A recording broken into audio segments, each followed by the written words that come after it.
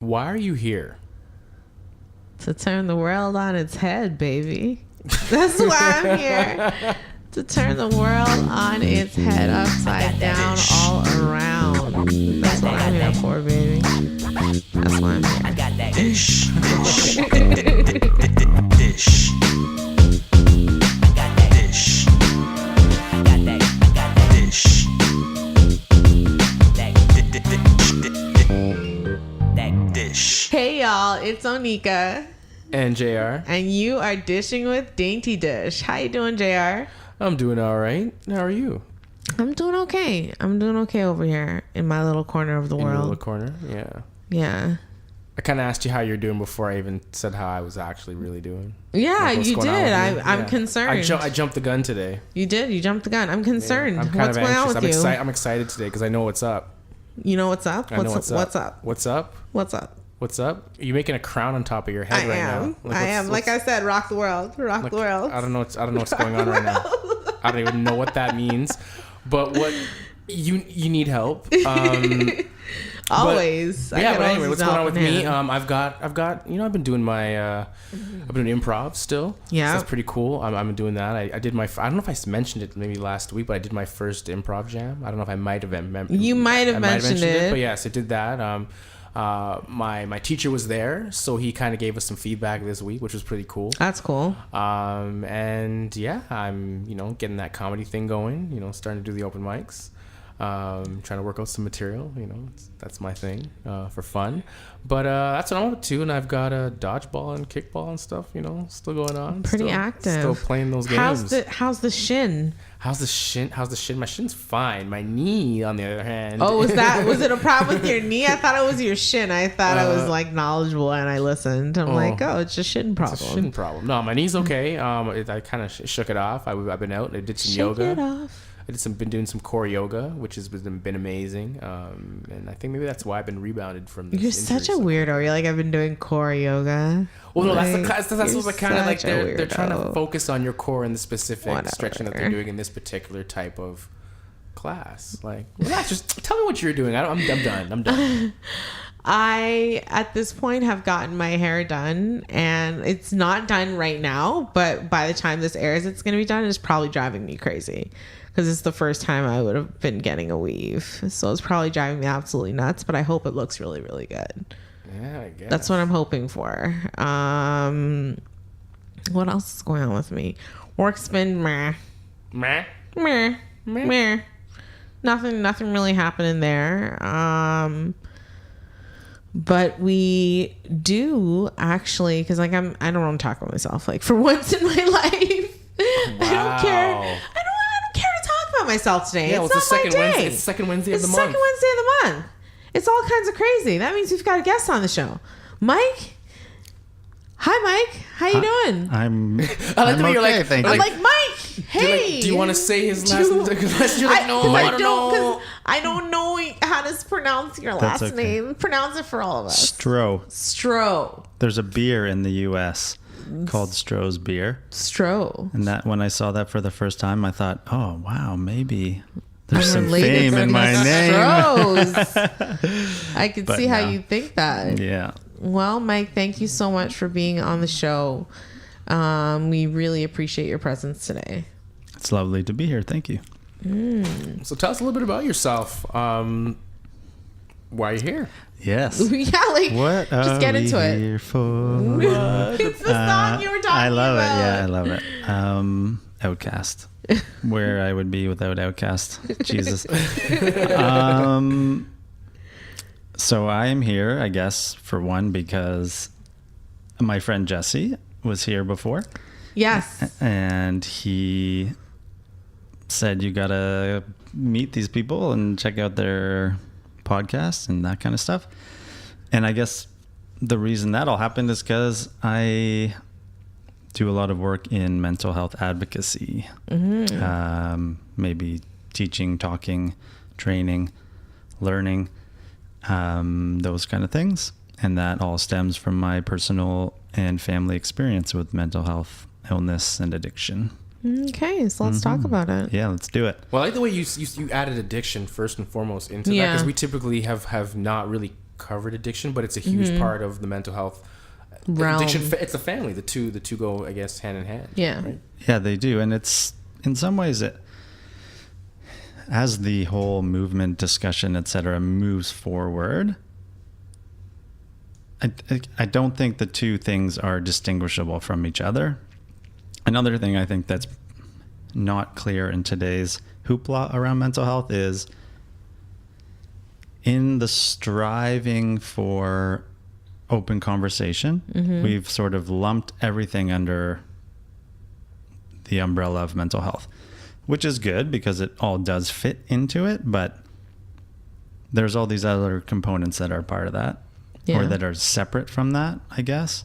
So when you're, the difference between mental health, mental illness, and is addiction separate from that too? So these are things my mind chews on a lot. I know what the doctors think, and I know what the academics think, and et cetera. But I don't know. It seems like we're kind of rewriting some of this stuff these days. So that's cool. Yep. The academics have been wrong. They've been wrong before. They will, yeah. And, I have to, for my own sanity, and I think it's helpful for people in general, is to see the good, bad, and in between and everything. Because I think we get too caught up in one side or the other without seeing the middle ground. And so, like, I used to be very pessimistic about everything. And when I was really sick, I went down some really dark holes. And what's been really helpful is seeing the gray in the world. Because the world, I think, is mostly gray. It sure is. That's an interesting perspective. Multiple shades. Multiple. Yeah. Multiple shades of seriously, gray. yeah. So let's go to your childhood. Do you want to tell us how how you grew Please. up, and how did you get to recognizing there was a challenge or a problem? Yeah. Okay, so family history on both sides. My paternal grandfather died by suicide when he was 50. My dad was, I think, about 5 or 6. And so my dad was sort of, I think by his own description, the mistake child. So he has two older sisters, I think 12 or 14, 16 years older than he is. So, and my grandfather on that side certainly had mental health issues and was in and out of I think at the time, asylum is what it was called. Yeah. And this was in the UK. And then he had a lobotomy. And then shortly after that, he took his own life. So then my dad was ushered off to boarding school and basically grew up by himself. And then he moved to Canada, or to the US, about 16, 17. And then my mom has 7 sisters. So my dad's Jewish, my mom's Irish Catholic. Okay. She had 7 sisters. Her dad, so my maternal grandfather, had some alcohol issues. And some of her and our extended family on that side, certainly lots of issues like that. So it's in my bones, I guess. I mean, in some ways it's in everybody's, but I heard a really funny doctor / lived experience guy talking, and he said something about he was Irish, and he said, in the general population, it's about 10 to 15% of people might develop an addiction or alcoholism issue. But in the Irish Catholics, it's about 15, 20, 25% or something like that. So it's a bit of a joke, but so who knows? Anyway, so that's the family background. My brother lives with schizophrenia, and so it's part of all of this conversation is helpful because a lot of people, I mean, back then, when my brother and I were showing signs of poor mental health or bad behavior or unhealthy behavior, we would have seen it as what it was, as opposed to just normal, teenage. Boys being boys. Yeah. Yeah. Yeah. So then, about 12 years old, grade 7, I started feeling maybe more uncomfortable and anxious than I might not have, or that, like, I don't know. It's so hard to say because it was so long ago. And You didn't feel right. yeah, You didn't that's a feel nice right. way to say it. Yeah. Yeah. So I didn't feel right. And I saw my brother, he was growing weed or something. And anyway, I came across weed, tried it, didn't work. Then I tried magic mushrooms for some good reason, I don't know. And my brother decided it was a good idea to give his 12-year-old brother magic mushrooms. And I had just like the worst experience of my life in a hotel room on a school field trip in the United States. Wow. So you smuggled, Yeah. you smuggled magic mushrooms, Yes. to the United States I and did. took them in a hotel room. Yeah. And my roommates were supposed to do it with me, and then they backed out. Oh, Yeah. So I was like prepubescent little boy. And I lost my mind. Yeah, it was horrible. It was horrible. So that was my entry into substance use. And I don't know. And I was basically high 24 hours a day until the day I stopped within 6 months of that day. So my recollection of things in terms of how I felt and what was really happening, it's very blurry. Sorry, I don't think I got this. So Yeah. it was a 6-month period where you were just 24/7, Sorry, yeah, or is it you only remember? No, so after I sometimes describe it as a drug-induced psychotic episode. So at 12, Okay. like when I lost my shit on the shrooms, took me a couple days to come back to a sense of, wow, okay, I'm back. And after that, I said, that was the worst experience of my life, but I want to do it again. Because it was the first time that I ever felt I had control over how I felt. Oh wow. Yeah. Okay. Right. And that's a big part of what addiction is. It's put drugs inside our body, or put something inside our body to change how we feel. And I said, well, okay, I don't want it to be that bad, but I'll try something else that works. Okay. And so then I went back to weed. And then, so what I meant by the 6 months, so within 6 months of that catastrophic experience, I was getting high every single day. Okay. Yeah. Okay. I was playing around. I was figuring out how to get it, how to, steal little bits of money from my mom without you were getting chasing caught. the high. Yeah. I was Yeah. chasing the ability to change how I felt. Right. So my sponsor always says our intentions or our motives are, it's not the right word. Our motives, I was going to say pure. Our motives are legit. Like, we don't want to feel bad and uncomfortable. Our methods are flawed. So my method was flawed, right? All of us are searching for some way of navigating uncomfortable situations. And mine became getting high. Yeah. And so by the middle of grade 8 or something, I was long gone until the day I stopped. Wow. Yeah. Were you able to get through school high, Yeah, I got through. So you're like functioning Yeah, functioning that's the thing. So that's another great talking point around all this stuff.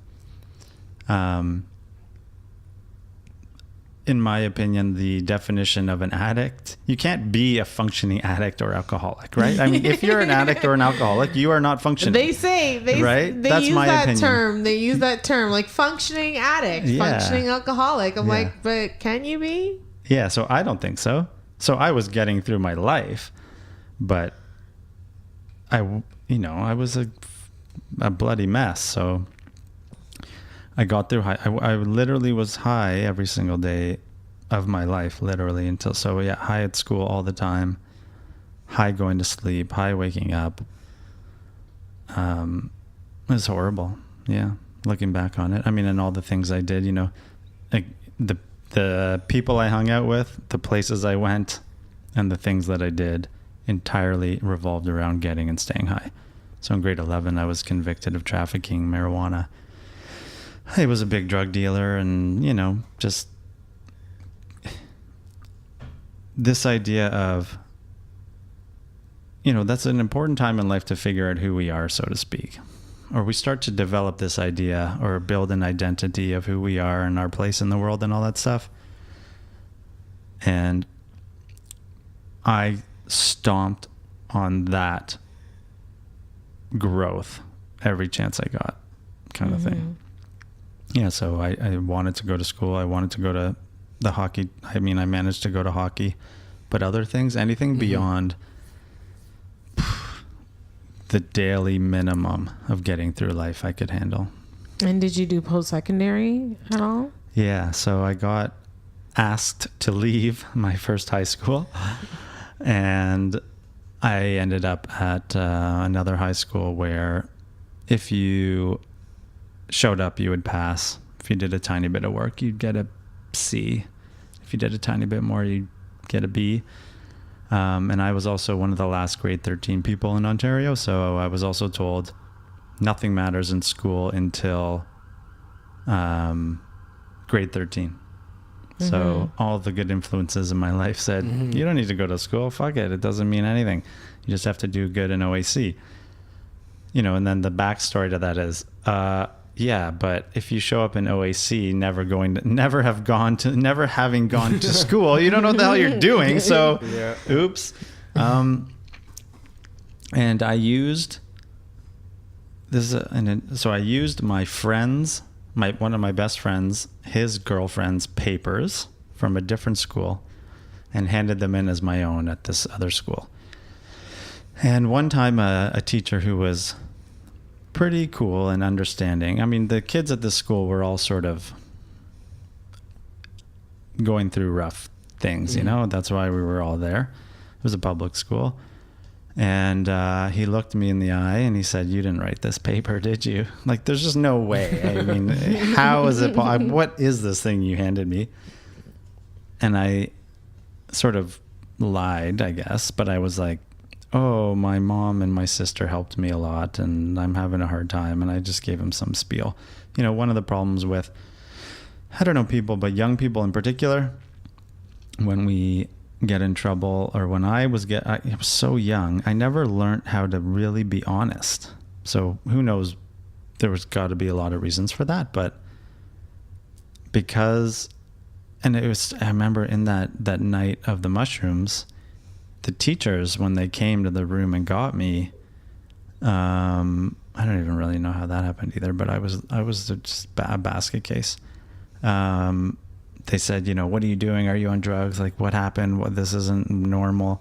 And I just, that's sort of really when the lying started. I was too scared to be honest because I didn't know. I don't know. It's hard to know. You know, why aren't we honest? We're scared. We don't feel safe. We don't trust people. I mean, who knows? But so from that point forward, anytime a difficult decision emotionally or something like that would come up, I would just lie. And so sort of push away dealing with the discomfort more and more and more. So a big, huge coping mechanism for me was lying. And that moment with the teacher, man, it was just lie, you know, terrible. So that's how I got into post-secondary. Cheated my way, and you know. Okay. Yeah. What were your parents saying or doing at this time? Like, did they notice what was going on with you? Were they oblivious? Like, what do you have any idea?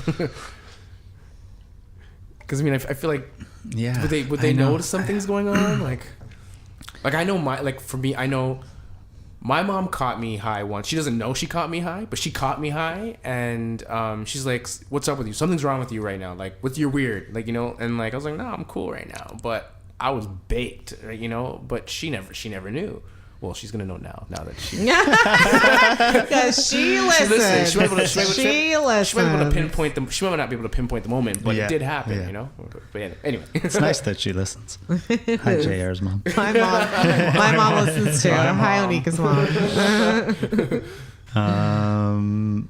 Yeah, we were just talking about your Yeah, parents. So. yeah. You know, man.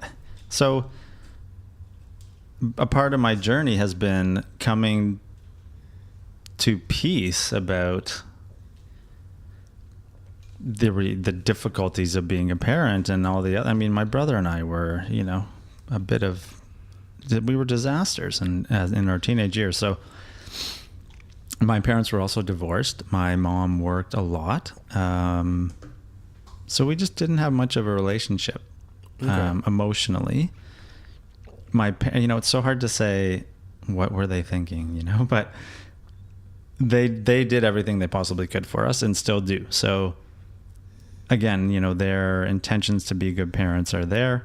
And not all of us are great at that. So the other thing is, you know, my mom was number 6 of 8 girls.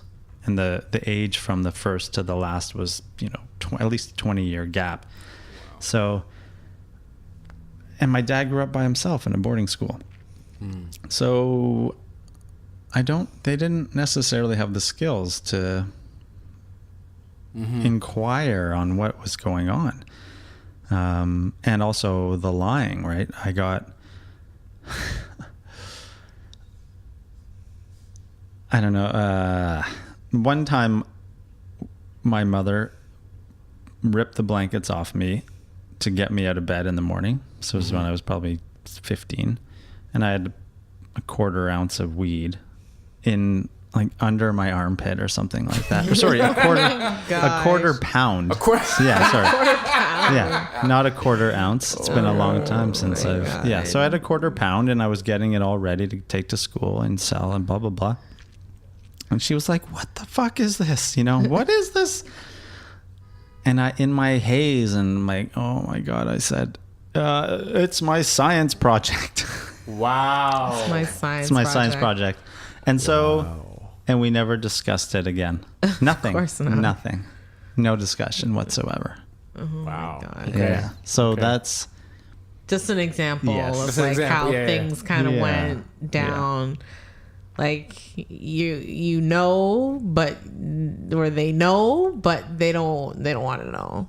They really don't want to know. My parents were the same way.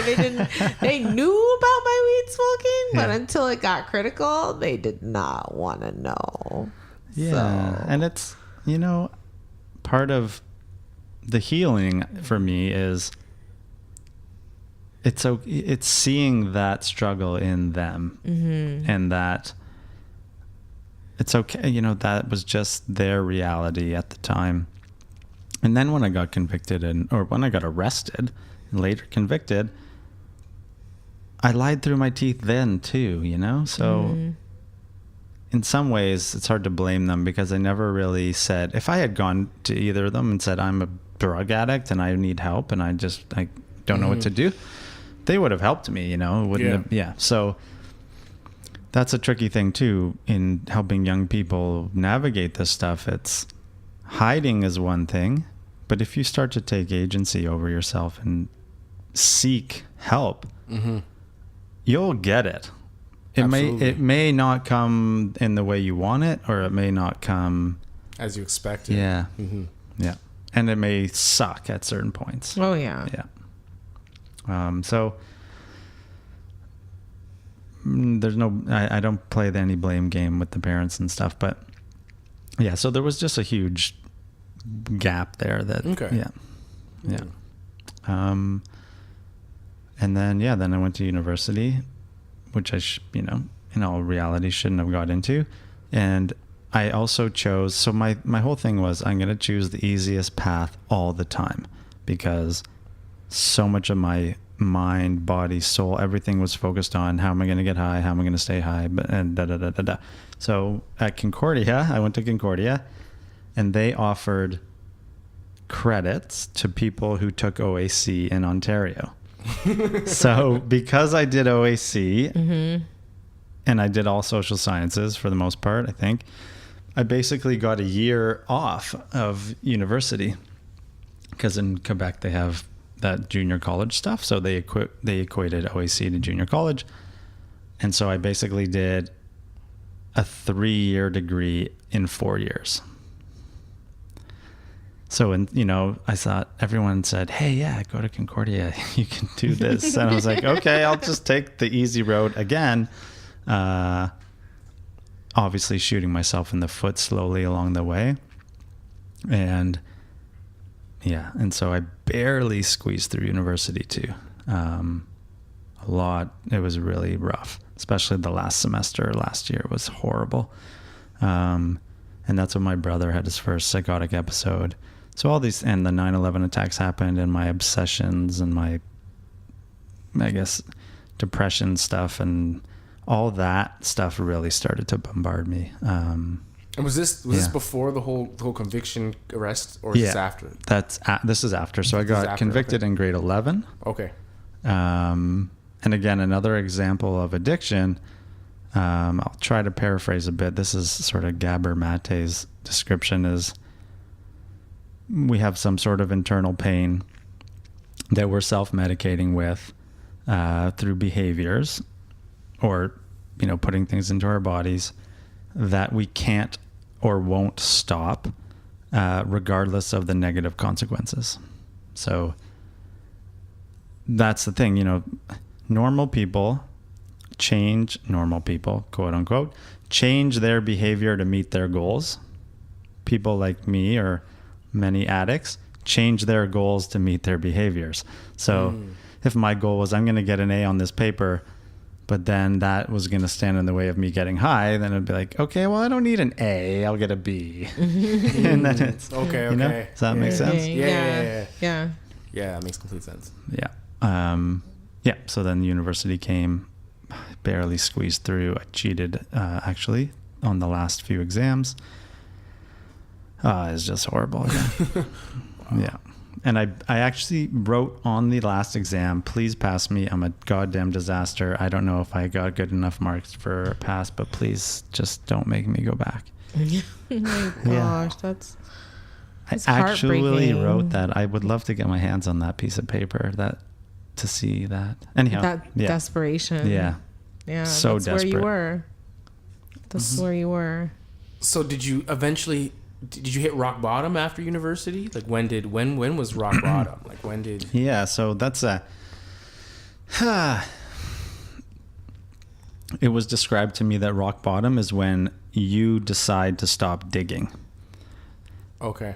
So that's I think one thing that gets lost in a lot of these conversations is the comparison game. I'm not so bad. I'm not as bad as that person. I would compare myself to my brother a lot and say, okay, well, at least I don't look like that or behave in that way, which is totally dysfunctional. And I do also remember at a very young age, I was at a party with a lot, I was 14, 13, partying with bikers and like all kinds of just madness. And I saw them doing a lot of harder drugs. And I said to myself sort of, I'm never going to do that. And I know I can be high on weed 24/7 and not die, which is also just an insane justification for living that way. But that's this game that we play. I'm not that bad. At least I'm not driving drunk and crashing my car and all this nonsense. I did a lot of party drugs, sort of thing. So ecstasy and MDMA and acid and mushrooms. But yeah, so weed I knew wouldn't kill me. I may kill myself as a result of being high all the time, but no one's ever died from marijuana, Oh, it's a whole smoke your body mass. Have fun. So, yeah. The torment over the years of constantly not being the person I knew I was and wanted to be was sort of what brought me to my bottom. And the struggle of helping care for my brother and living with my brother, and the just total insanity that revolved around that.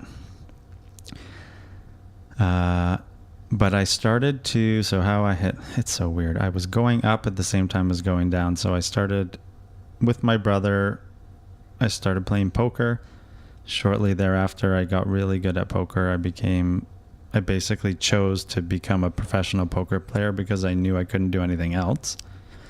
And I could isolate and pull money out of a bank machine. And the money came from this thing called the internet. It was just very strange. And it was so weird.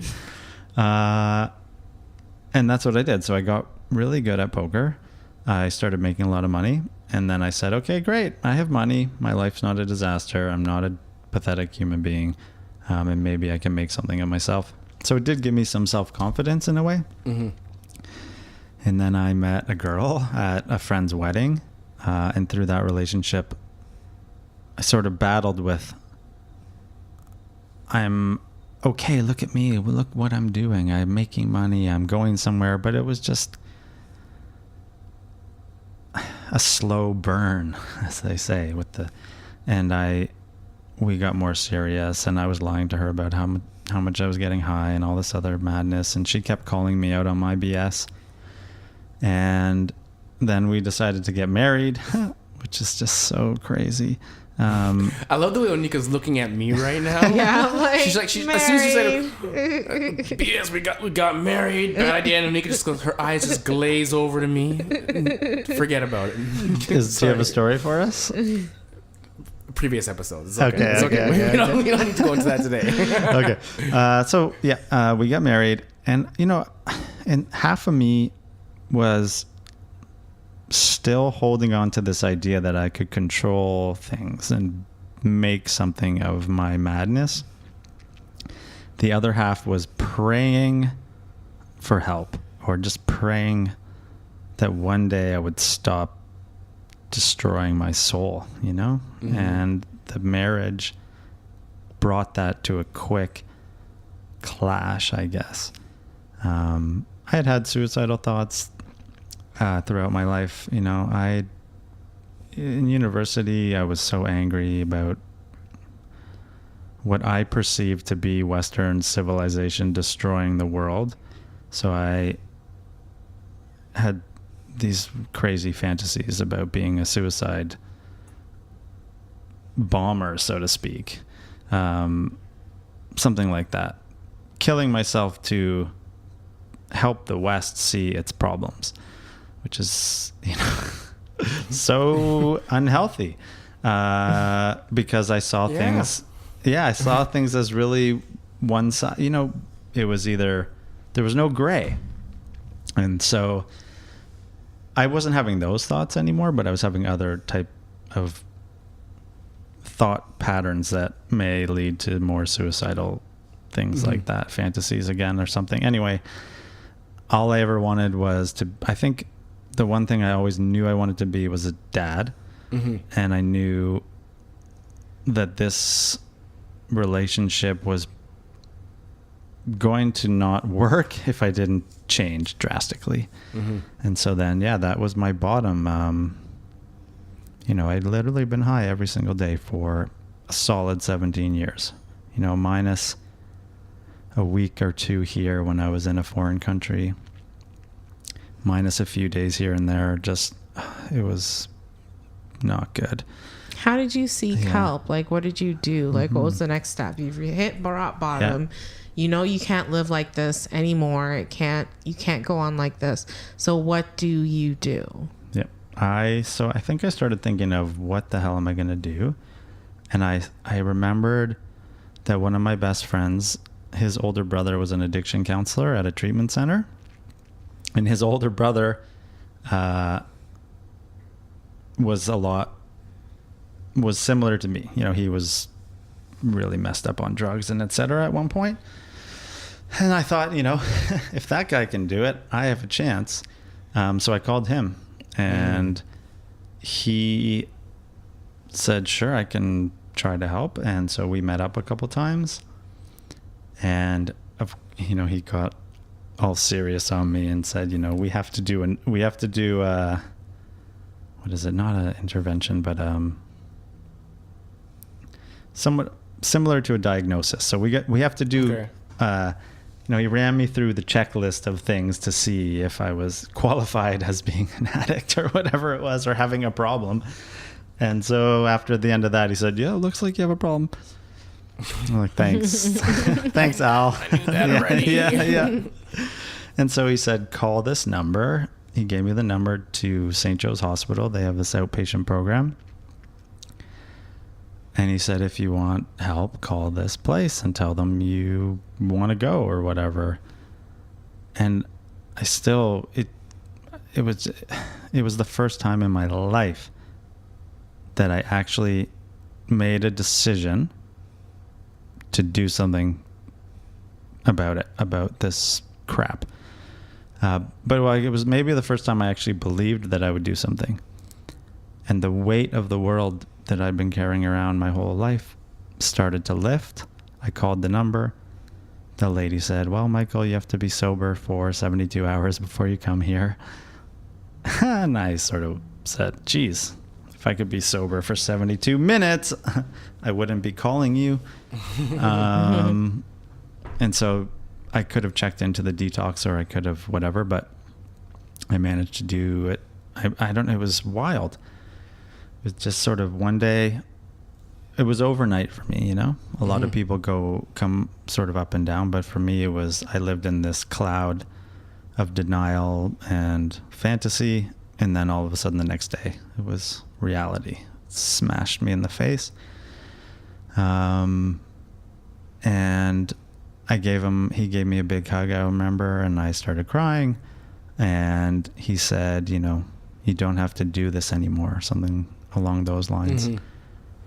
And I said, I don't. So I went to the hospital. I went to this program every day for 3 weeks for 5 hours or so. And I remember walking in the first day or second day. There was something on the whiteboard. It said, "Recovery brings all the things that drugs and alcohol promised." And that sort of stuck with me for a long time. Because, the drugs and the alcohol we think are bringing us relief and freedom and escape and all this other crap. Mm-hmm. But it's a downward spiral into the abyss. And so recovery actually brings you the things you were looking for. I sort of said before, my intentions were good, but my methods were flawed. And so I needed new methods. And the only understanding I ever had about addiction and all this other stuff was from Half Baked. I don't know if you guys have seen that movie. Who hasn't? Yeah. Well, people of our generation, right? But, when I'm in high schools a lot, I ask kids if they've seen it, and rarely, maybe one or two hands goes up. But gotta go Pineapple Express or something. Yeah, that's a good idea. I need a new reference. Express, yeah, try that one. Reference. But the reason I say Half Baked is because there's a scene with Bob Saget where I think Dave Chappelle's talking at a meeting, and Bob Saget stands up in the audience. He's like, "Weed?" It's like, what the fuck? Have you ever sucked dick for weed? And Dave Chappelle's up there kind of, and you see Bob Saget kind of looks like a junkie, and he's, oh my God. So that was my understanding. I don't know what this means. Did you think that you couldn't be addicted to weed?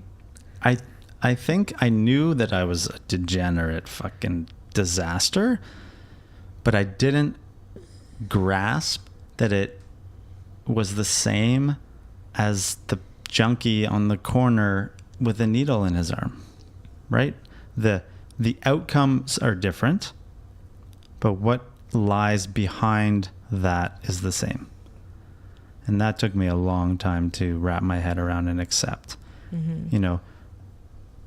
My sponsor also always says, leave it to the marijuana addict to feel less than the heroin addict or the whatever, and I would be in this room at the hospital place with all these other people talking about what I perceived to be worse addictions and worse drugs and whatever. And I would sit there I'm such a pathetic joke, Weed is my drug of choice. Although I did lots of other drugs, this is really what brought me to my knees. And here these people are talking about other things that we all think are way worse. And I'm just a pathetic piece of shit. And I would lie. I'd say, yeah, I smoked weed 24 hours a day, but I also did these other things. And I would exaggerate that because it's horrible. But that's a great example, right? Of someone who, I don't know, I was so embarrassed. That was awful. My God. But then I started to realize drugs weren't my problem. They were my solution. And my problem was me. And now I need a new solution. And that's when I started to build my superhero squad. Yes, tell us about the superhero squad. Yes. So the first person really was my sponsor. So the guy who got me into the hospital program said, call this guy Jeremy. I think he's a good guy for you to connect with, and he'll help you if you call him. So I called him, and we talked for quite a while. And then it's so funny too. My wife and I had planned, 6 months before, or even a long time before, we planned a trip to Jamaica to an all-inclusive. And, fast forward 6, 7, 8 months later, I'm sober. Well, that one's gonna be fun. Yeah. Can you really go to the Mecca? Oh Can my you go to the God. Mecca? The Mecca. So ridiculous. And so I'm my talking to this guy, goodness. Jeremy, and I'm saying, and he had similar problems to me. And so he says, you're 2 weeks sober and you're going, or 3 weeks or a month or whatever, and you're going to Jamaica. He's like, okay, call me when you get back, kind of thing. Mm-hmm. And he always said, he thought, God, there's no way this guy's ever coming back or calling me back. And then the funny thing too was, after I was sober maybe 2 weeks, and my wife says, we should try to get pregnant because who knows what you did to your sperm, and which is true. And then I start Googling, marijuana sperm, blah, blah, blah. And it's the same way. Like when your sperm is high, it jumps out of the gate and then it literally crashes and burns. The same way marijuana does to you, I guess. And so it's so funny. And so she gets pregnant right away, literally within, oh my God. And so then, so now we're going to Jamaica. She's pregnant and I'm sober. Wow. Oh my gosh. And This it's should just be the a TV irony. show. Yeah. This should be a Yeah. TV show, honestly. Oh my like, God. you're killing me over here. I know I shouldn't be laughing, but No, I can't it's help funny. myself. It's It's hilarious. funny. It is funny. And Who says it can't be funny? yeah. And I remember walking on the beach and this guy was offering me weed or something. And I sort of looked at him and I said, I've had enough. I've smoked enough of that, or I've had enough. And he sort of looked at me and said, yeah, okay. And then, but that was a clear memory. And so I started learning, so Jeremy, superhero squad, I get on tangents. So I came back, called him again, and he said, okay, meet me here at this meeting. It was a 12-step meeting, and I met him. And then he said, look, if you want me to help you, here's what you got to do. And I said, I definitely want you to help me, and I'll do whatever it takes. And he sort of also let me know that if you don't do everything you possibly can to make this a priority, then you're screwed, basically. Or that, we have to make this the number one important thing in our lives, or nothing else matters. Mm-hmm. And that hit me so incredibly hard. I had always put everything else in front of this yearning from my soul, if you will, to be free of this pain. And I knew this was my opportunity to help free myself from that pain. And so he became my sponsor, and I took it really seriously. I went to meetings all over the place and lots of different fellowships. And then I started seeing an addiction counselor who was not helpful. And, I just made the decision. I said, okay, this person's not helping me, and it's really annoying, and they're canceling appointments on me, and all just it was a pain in the butt. So I said, okay, I'm not going to bother with them. I'll search out someone else. And I remember I literally, I have to sort of remind myself and give myself a pat on the back, which sounds kind of silly, for how seriously I took it. I remember I heard somebody talking about an anger management program, and I thought, wow, I'm not the angriest person. I was high my whole life, so I didn't express any emotions whatsoever. But I do know that anger is in me. I'm angry at myself. I'm angry at the world, as I sort of said before, all these things. And I said, I'm going to go do the anger management class. And I remember telling my wife, she said, what? Anger management. Why are you going there? But I did. I just any possible thing I can do to help myself, I'm going to do it. So I did that. And then I got on a friend's mom said, hey, there's this clinic. They offer psychotherapy. It's covered by OHIP because they're all medical doctors. And I thought, wow, that's amazing. Sign me up, so to speak. So I called. I got on the wait list. I had to go to my doctor, get a referral, my family doctor. That I was on a wait list for a long time, but that was the next layer. And I kept going to the meetings. I was calling my sponsor every single day. God, that guy. I owe my life to that guy. He's a saint. I literally called him every day for 3 years. And I would just, I did everything I possibly could.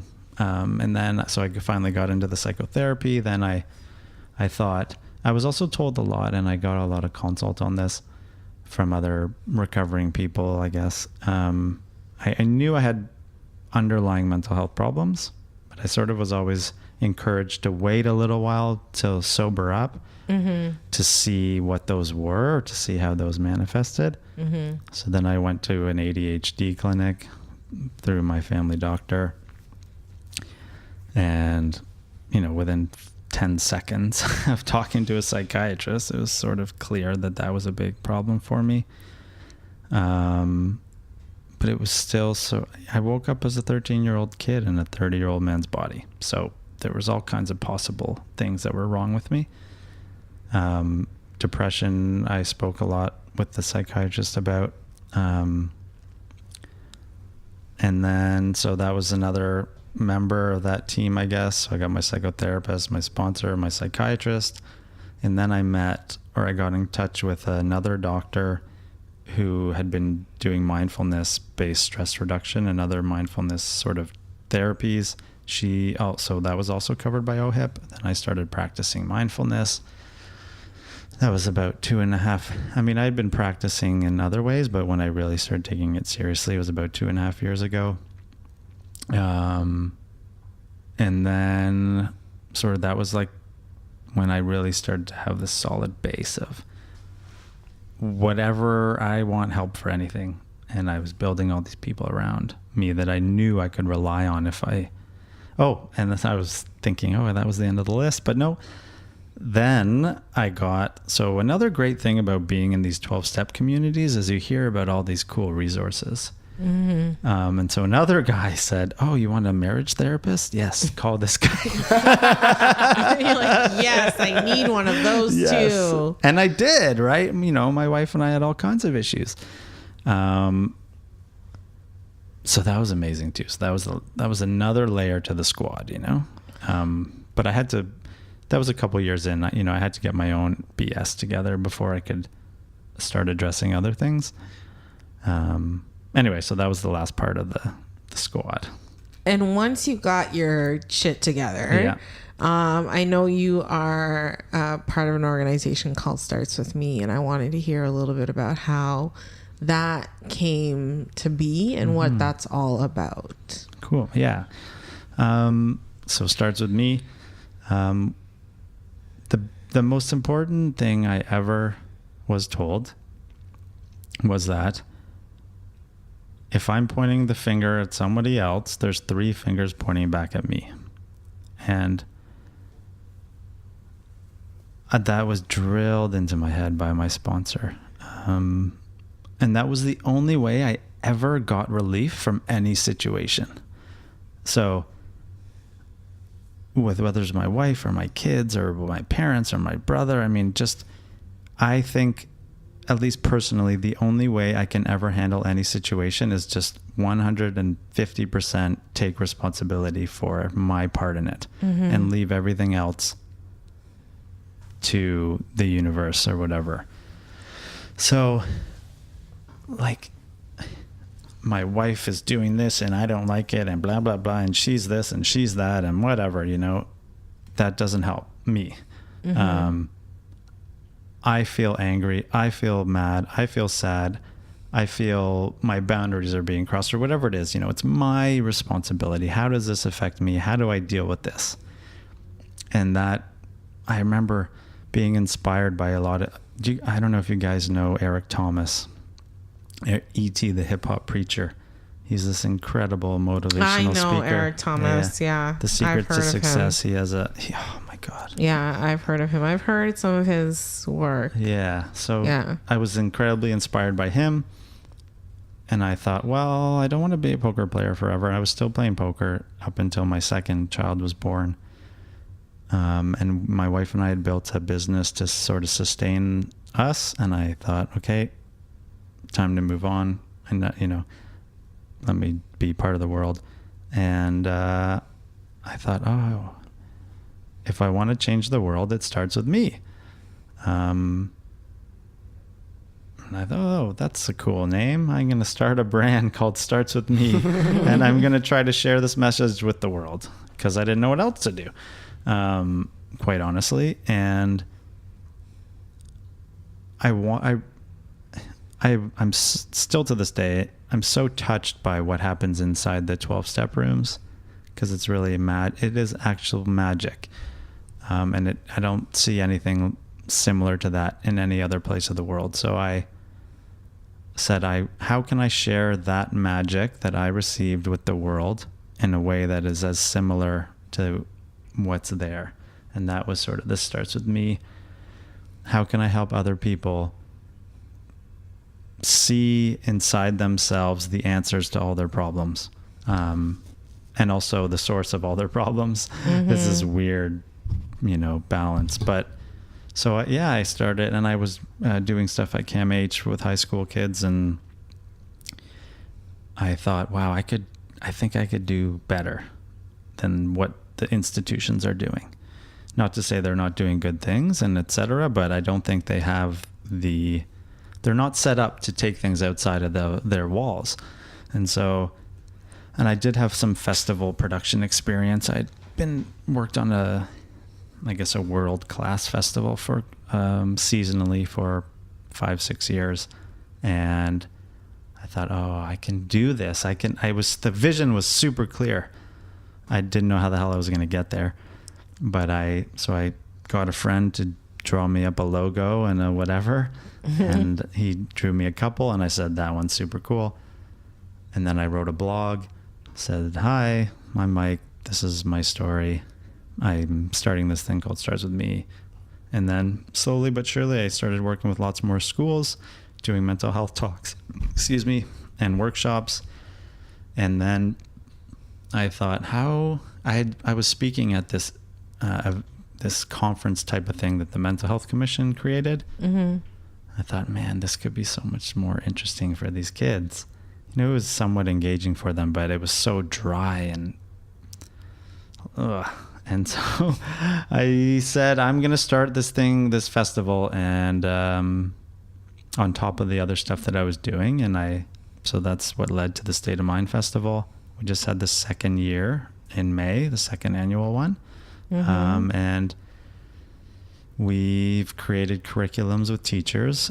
So the kids can use the curriculums in class, get graded on it, and then submit the content to the festival. And then they come and celebrate their work at the festival. And you're working with the TDSB for this? Yeah. So, and cool. The TCDSB and some schools in the GTA. GTA? Yeah. Okay. So actually, I know we gotta wrap up soon. But I want to know how you felt about the upcoming marijuana legalization. That's happening here in Canada. Yeah. Soon. It's soon. Yeah. Yeah. Like, what are your thoughts on that? Yeah, I think it's good. I don't think prohibition works for pretty much anything. I mean, there's got to be boundaries and rules and etc. But people are going to do things pretty much regardless. I know there's research on. CAMH did a big survey on kids. Will the legalization change the way you perceive doing drugs? Basically, I think 4% of kids said that they would do it now that it was legal. So only that's a tiny shift, and who knows if that's an accurate number, but there's a drug dealer in every class, or every, I mean, so the politics around it is just so disgusting. They're gonna do it if they're gonna do it. I mean, So, I think countries like the Netherlands have it right, where they're saying it's a public health issue, Right. And instead of being a criminal issue, and we deal with it that way. Yeah. I think that's one of the best ways to deal with all drugs, actually, in my opinion. For what it's worth, not just. No, I would agree, 100%. Marijuana. Yeah, and Portugal's got You're some right. great Yes, evidence. they've got some. Yeah, they I think since early 2000s has it been? I'm not sure, Since to they be honest. decriminalized everything. Yeah. Yeah. I think it's just so much better to say these are the things that are happening, and let's deal with the causes of it, rather than all the hoopla that goes around and people get into. All the wasted money with the the policing and Policing and institutions hiding and all that. Yeah.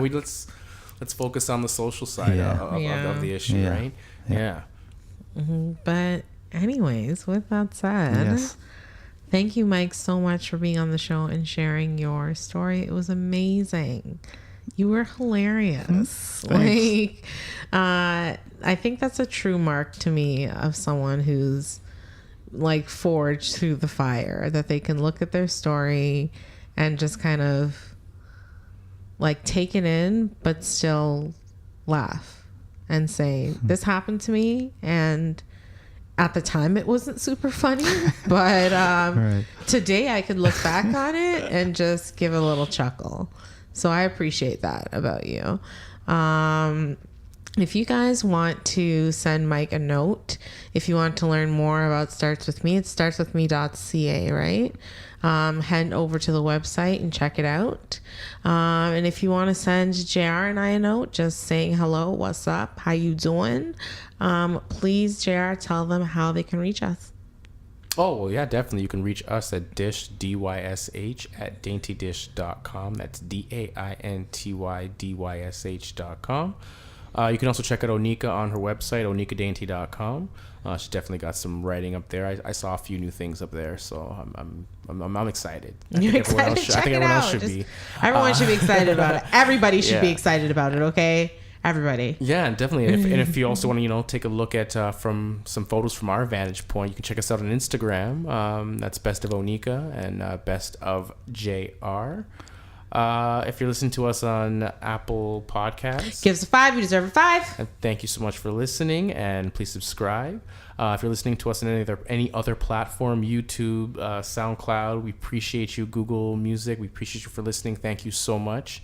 Thank you for listening to us today. Mike, thank you so much for being here. Thank you guys. I wanted to say thank you. And I want to give you opportunity now to Say hi to anyone. say Shout hi, outs. Shout outs. shout outs, all that good stuff. I want to thank you guys because this is You're awesome. welcome. You're welcome. Yeah, no, but seriously, it's a pleasure to be here, and it's you guys. This is a great opportunity to feel more free. So thank you, and it's great that what you guys are doing. Shout outs, man, to everybody who has helped me along this journey. I have to thank. Yeah, That's a and beautiful it's- shout out. Yeah, That's great. That's and great. continue to help me too. That's the other thing. So I'm eternally grateful for that. Yeah. All right. All right. That's been All Kinds of Crazy, second Wednesday of every month. It has also been the dish of the day. So I hope y'all have yourselves a very, very, very happy hump day.